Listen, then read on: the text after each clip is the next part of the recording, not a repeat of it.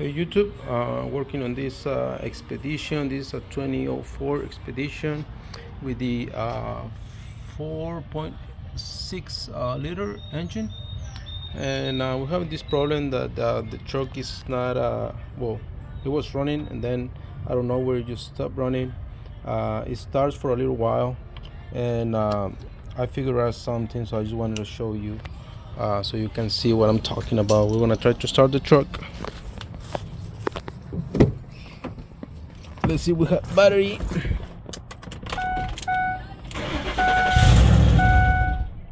As you can hear, it starts for a little while and then it dies. But what I learned, or what I was trying to figure out, because I thought there was something stuck here, so I disconnect the pipe, the air intake pipe, and it started just fine. It was working just fine. And I thought there was something stuck in this pipe or something. It was not getting enough air. I want you to look what happens when we disconnect the MAF sensor. We're gonna start the truck.